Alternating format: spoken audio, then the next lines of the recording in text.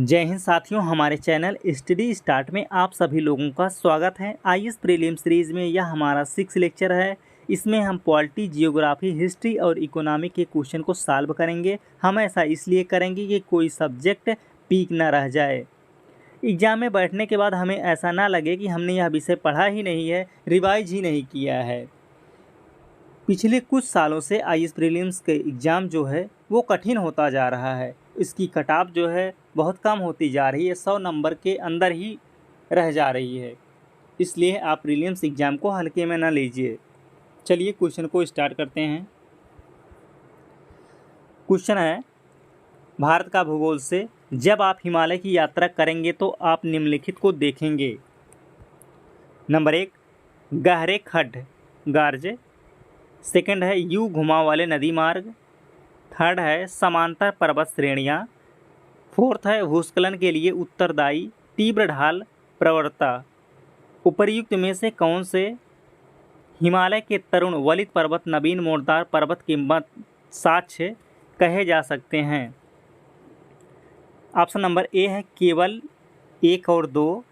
Option number B है केवल 1, 2 और 4। ऑप्शन नंबर सी है केवल 3 और 4। ऑप्शन नंबर डी है 1, 2, 3 और 4। चलिए हम आपको मैप में दिखाते हैं, फिगर में। क्वेश्चन में यही कह रहा है कि जब आप हिमालय की यात्रा करेंगे तो आप निम्नलिखित में क्या देखेंगे। नंबर 1 था गहरे खड्ड यानी गार्ज, वो भी प्रेजेंट है।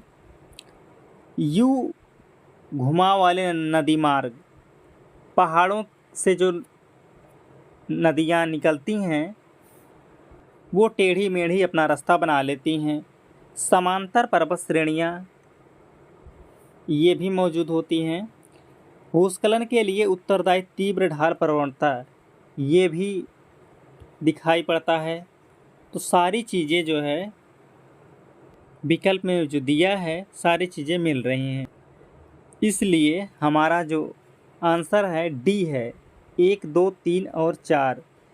गहरे खड्ड गार्ज भी हैं,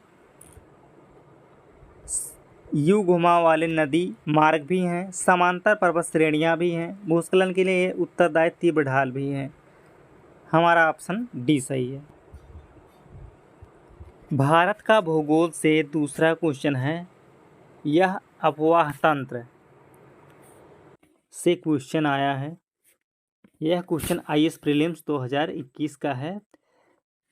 सिंधु नदी प्रणाली के संदर्भ में निम्नलिखित 4 नदियों में से 3 नदियां इनमें से किसी एक नदी में मिलती है जो सीधे सिंधु नदी से मिलती है।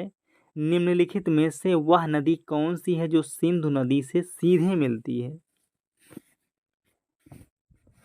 Option number A Chenab, option number B Jhelum, option number C Ravi, option number D Sutlej. Sindhu नदी का उद्गम जो है तिब्बत में कैलाश पर्वत श्रेणी में बोखारचू के निकट एक हिमनद से होता है। इसे तिब्बत में सिंगी खम्बान अथवा शेरमुख कहते हैं। इस नदी के बाएं और दाएं दोनों तरफ से अनेक सहायक नदियां मिलती हैं, जैसे स्वेक, गिलगित, सिगार, काबुल, जास्कर, पंचनद, झेलम, चेनाब, रावी, ब्यास, सतलुज आदि पंचनद नदियाँ यानी 5 नदियाँ आपस में मिलकर पाकिस्तान में मिथनकोट के पास सिंध नदी में मिल जाती हैं। अब चिनाब नदी सिंधु नदी में सीधे मिलती है। 5 नदियाँ झेलम, चेनाब, रावी, ब्यास, सतलुज। 5 नदियां हैं झेलम, चेनाब, रावी, ब्यास, सतलज। सिंधु नदी का उद्गम जो है तिब्बत में कैलाश पर्वत श्रेणी में बोखारचू के निकट एक हिमनद से हुआ है, जिसे शेरमुख कहते हैं। अब चेनाब नदी जो है ये सिंधु नदी में आके सीधे मिल जाती है, तो हमारा जो आंसर है वो हुआ चेनाब नदी। भारतीय राज्य व्यवस्था एवं शासन से क्वेश्चन है कि मूल अधिकारों के अतिरिक्त भारत के संविधान का निम्नलिखित में से कौन सा भाग मानव अधिकारों की सार्वभौमिक घोषणा 1948 के सिद्धांतों एवं प्रावधानों को प्रतिबिंबित करता है? नंबर 1 है उद्देशिका, नंबर 2 है राज्य की नीति के निदेशक तत्व, नंबर 3 है मूल कर्तव्य। नीचे दिए गए कूट का प्रयोग कर सही उत्तर चुनिए। ऑप्शन नंबर ए है केवल 1 और 2, ऑप्शन नंबर बी है केवल 2, ऑप्शन नंबर सी है केवल 1 और 3, ऑप्शन नंबर डी है 1, 2 और 3। मानव अधिकारों की सार्वभौम घोषणा 1948 प्रत्येक मनुष्य की समानता और गरिमा को स्थापित करती है। साथ ही यह भी निर्धारित करती है कि प्रत्येक सरकार का यह कर्तव्य है कि वह सभी लोगों को उनके सभी अधिकारों और स्वतंत्रता का लाभ उठाने में सक्षम बनाए। भारत के संविधान में मौलिक अधिकार के अलावा प्रस्तावना के उद्देश्य जैसे न्याय, सामाजिक, आर्थिक, राजनीतिक समानता, स्वतंत्रता इत्यादि की घोषणा के सिद्धांतों को दर्शाते हैं। इसलिए पहला कथन सही है। राजनीति के निदेशक सिद्धांत वे सिद्धांत हैं जो सामाजिक और आर्थिक न्याय प्रदान करने के उद्देश्य से हैं और कल्याणकारी राज्य के लिए मार्ग निर्धारित करते हैं।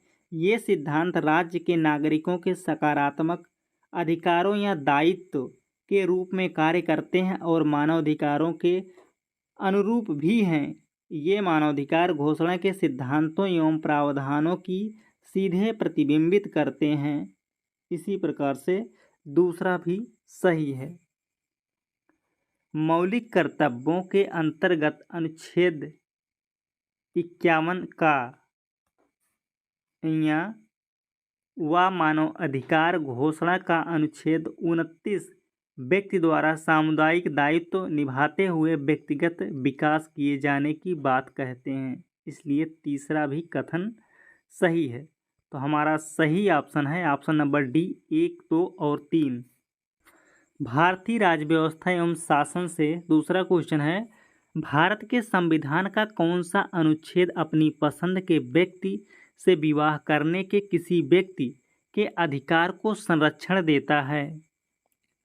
ऑप्शन नंबर ए अनुच्छेद 19, ऑप्शन नंबर बी अनुच्छेद 21, ऑप्शन नंबर सी अनुच्छेद 25, ऑप्शन नंबर डी अनुच्छेद 29। उच्चतम न्यायालय ने हादियावाद के निर्णय में कहा कि अनुच्छेद 21 अपनी पसंद के व्यक्ति से विवाह करने के किसी व्यक्ति के अधिकार को संरक्षण प्रदान करता है। तो हमारा सही ऑप्शन ऑप्शन नंबर बी अनुच्छेद 21 आर्टिकल 21। क्वेश्चन है, आधुनिक भारत का इतिहास से निम्नलिखित कथनों पर विचार कीजिए। दादा भाई नौरोजी की भारतीय राष्ट्रीय आंदोलन को सर्वाधिक प्रभावी देन थी कि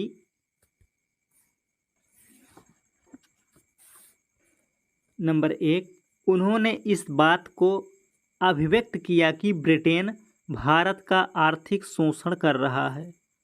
सेकंड कथन है कि उन्होंने प्राचीन भारतीय ग्रंथों की व्याख्या की और भारतीयों में आत्मविश्वास जगाया। थर्ड कथन है कि उन्होंने सभी सामाजिक बुराइयों के निराकरण की आवश्यकता पर सर्वोपरि जोर दिया। उपर्युक्त में से कौन सा कथन सही है? ऑप्शन नंबर ए केवल 1, ऑप्शन नंबर बी केवल 2 और 3, ऑप्शन नंबर सी केवल 1 और 3, ऑप्शन नंबर डी 1, 2 और 3। ऑप्शन नंबर ए केवल एक सही है। उन्होंने इस बात को अभिव्यक्त किया कि ब्रिटेन भारत का आर्थिक शोषण कर रहा है।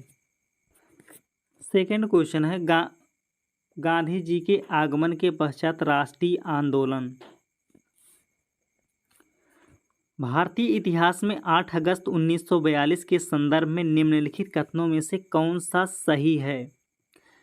ऑप्शन नंबर ए AICC द्वारा भारत छोड़ो प्रस्ताव अंगीकार किया गया। ऑप्शन बी है वायसराय की एग्जीक्यूटिव काउंसिल का विस्तार अधिक संख्या में भारतीयों को सम्मिलित करने के लिए किया गया। ऑप्शन नंबर सी है 7 प्रांतों में कांग्रेस मंत्रिमंडलों ने त्यागपत्र दिया। ऑप्शन नंबर डी क्रिप्स ने प्रस्ताव रखा कि द्वितीय विश्व युद्ध समाप्त होते ही संपूर्ण डोमिनियन स्टेटस वाले भारतीय संघ की स्थापना की जाएगी। 8 अगस्त 1942 को AICC यानी ऑल इंडिया कांग्रेस कमेटी के बम्बई अधिवेशन में गांधी जी ने भारत छोड़ो आंदोलन का आह्वान किया था। इसीलिए विकल्प जो है ए सही होता है। ऑप्शन नंबर ए सही होता है। AICC द्वारा भारत छोड़ो प्रस्ताव अंगीकार किया गया।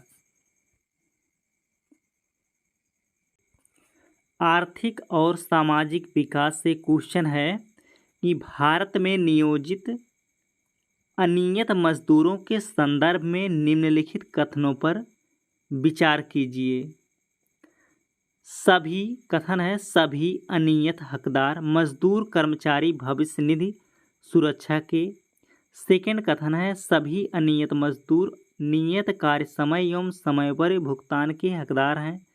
थर्ड कथन है कि सरकार अधिसूचना के द्वारा यह भी निर्दिष्ट कर सकती है कि कोई प्रतिष्ठान या उद्योग केवल अपने बैंक खातों के माध्यम से मजदूरी का भुगतान करेगा।